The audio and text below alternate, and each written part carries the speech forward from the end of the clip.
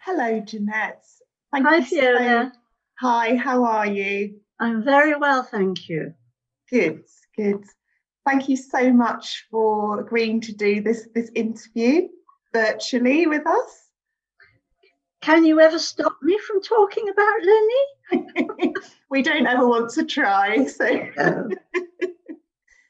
so I just wanted to first ask how you and John first heard about dementia dogs. Yeah, it was my daughter actually. She works for the NHS, and something came round the office about one of the dementia dog walks in Edinburgh.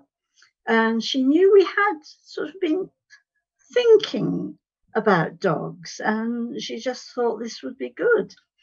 Um, so that was how it started, yes. Fantastic. Yeah. That's great. And had either of you ever had dogs before in your lives? Well, John had been brought up with dogs. So that was the first reason for thinking a dog might be good for him. Um, but I'd never had a dog. I had never wanted a dog. I've never liked dogs. I particularly don't like big black dogs who always remind me of guard dogs snarling at the factory gate. So that was me. Since that time, Jeanette, have either of you or both of you noticed any differences on a social level?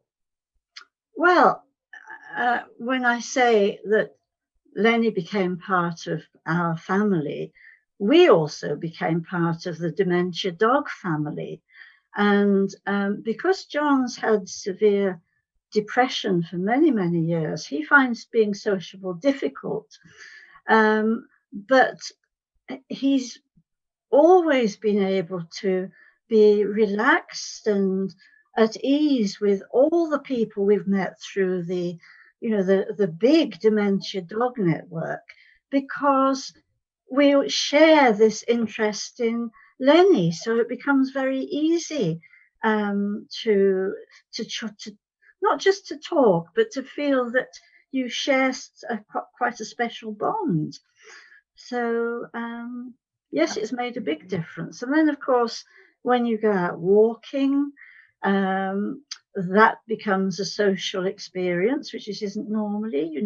You stop and talk to people with other people with dogs, or even if they haven't got dogs, they want to stop and pat Lenny and make a fuss of him. So it's that becomes more sociable. They're a wonderful conversation starter, Well, aren't they? they When you've got are. a They dog really by your are. side. Yes, yes, Yeah. yes. And have you noticed more of a difference for John, particularly in being out and about more since Lenny arrived? Yes, John never went for walks. He couldn't see the point of them unless you actually go to the shops or something.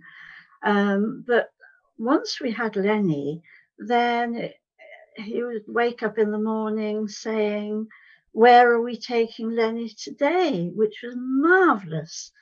Now, more recently, he's having difficulty walking, um, but he still tries to get out with Lenny as much as he can, because that is such a pleasure for him.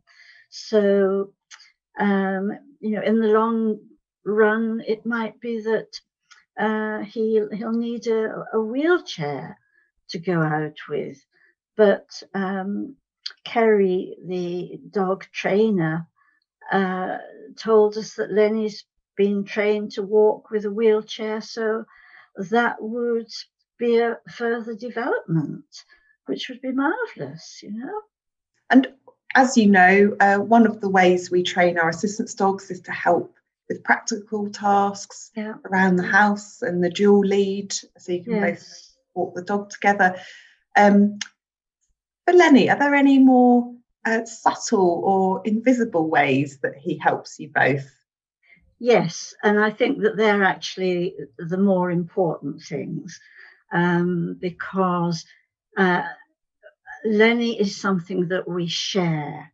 So it's given us something new to learn about, to share, something for us to care for, so that we're part of this Lenny team, which is a very positive thing.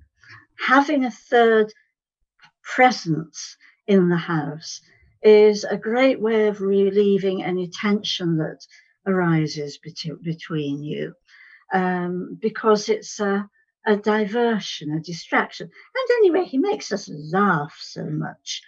I mean, John's depression isn't cured, but Lenny's the one thing that is guaranteed to make him smile. And that counts for an awful lot. Do you both feel people respond differently to you with Lenny by your side? Yes, because they don't just see a dog, they see an assistance dog. And so, of course, they wonder what kind of assistance he's giving, because they know about dogs for the blind. And sometimes people wonder if he's a hearing dog. So when I say no, he's a dementia dog, they want to know, well, in what ways does he help? So, and usually people are very interested in this. And we'll sometimes talk about, a family member who's got Alzheimer's, and it's really a golden opportunity, not just to let people know more about dementia dogs, but to make people feel more comfortable talking about Alzheimer's, because John is perfectly happy for us to talk about it while he's there. So there's no, embarrassment about it, which is good, I think.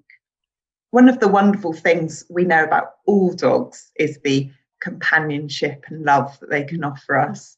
How would you describe the bonds you both have with Lenny?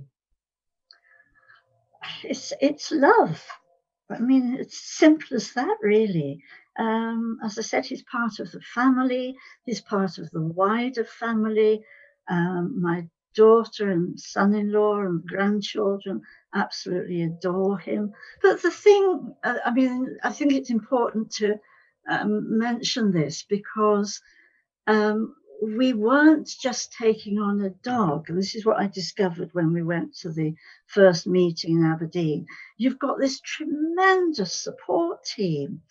I think I would have been much more hesitant to take on a dog if it hadn't been for the knowledge that we would have initially a daily visit to help to teach us how to handle Lenny, and everything that we needed to know about him. I mean, that's what made the difference, and that's what made me feel okay, especially after I'd seen them in Aberdeen, and there are these two beautifully behaved, gentle dogs, and I thought, well, I think I can imagine having one of those in the house. That was Lenny and Hope, wasn't that it? Was Lenny yes. And Hope. Yeah, I remember. And then to have not just Lenny, but Kerry and Nadia, who were always so reassuring when I was worried about, supposing we failed, and he had to go back. You won't fail. We're here to make sure you don't fail. And that's tremendous difference it makes. Would you say that's one of the big factors that's kind of motivated you to apply for a dementia assistance dog? Definitely, yes. It was the knowledge we wouldn't be doing it on our own, because you're already coping with Alzheimer's fairly recently, so taking on a dog might not be something you would think, wouldn't be the first thing you'd think about, especially, not for someone like me. How would you sum up having Lenny in your life? He's transformed it. Life is a very strange thing. I often think something awful happens to you, like discovering one of you's got Alzheimer's, and then from that something wonderful happens, you go from, the worst thing in your life to the best thing in your life. So it's very curious. When you're diagnosed with, or one of you's diagnosed with Alzheimer's, you feel that the world's closing in on you. But since we've had Lenny, then a whole new world has opened up for us. And every single day, I think we are so lucky to have been given this dog. And I am so grateful to all the people involved with the project. Incredibly grateful. So thank you, all of you.